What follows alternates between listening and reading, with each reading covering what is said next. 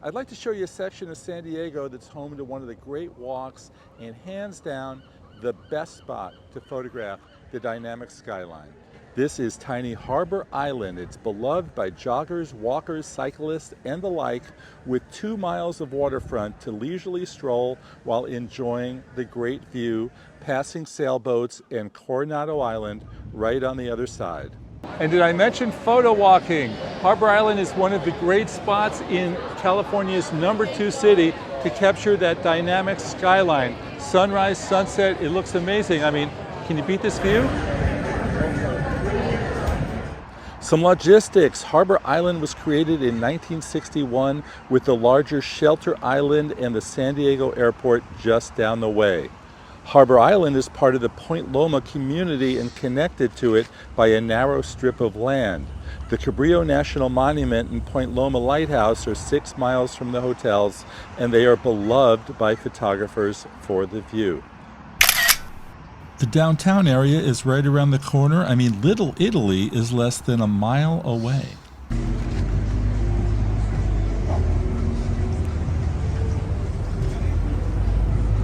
Harbor Island is unique in that there are no homes. Instead, just a huge park, a whole lot of boats in the marina, and several upscale hotels. We stayed on a recent visit at the luxurious and fabulous Sheraton San Diego, which had a big remodel upgrade in 2024.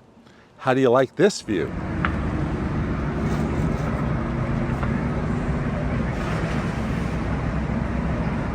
To photograph Harbor Island, I would recommend starting at the dead end right behind me by the restaurants. There's a nice big parking lot. Begin there, get your city view, your Coronado Island, and then just continue down the road, picking up whatever inspires you. Not every city affords you the opportunity to grab skyline shots directly from the city itself. Usually you have to step away. In New York, for instance, most photographers go to Brooklyn to photograph Manhattan. But here, just park your car and grab your spot. Many people like to set up their cameras in between the restaurants here, and good news, the dock is open in early morning even when the restaurants are closed. You won't see the sunset over the city view. That would be on the other side of me. I caught a great one from the deck of the Sheraton. What you will see is a beautiful sunset glow in the skyline, and the buildings light up. It's quite a sight to see.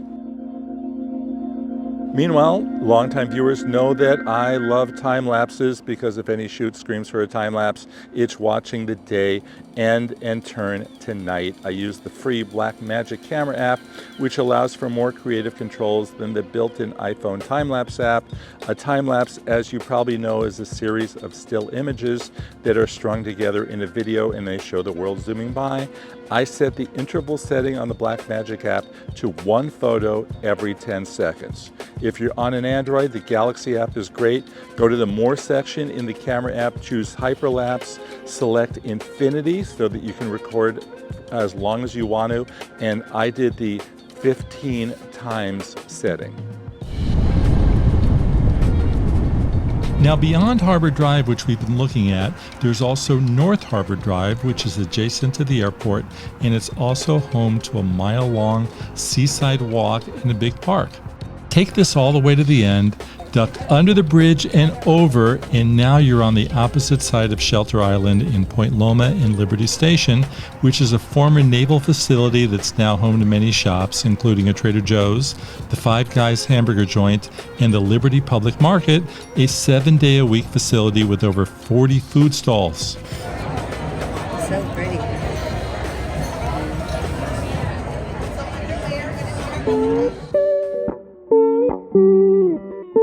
So that's Shelter Island. Pretty cool, huh? Would you like to explore more of San Diego, from maybe S to O? All the great icons from the Welcome to San Diego mural? Well, that video is waiting for you right here, so stay tuned.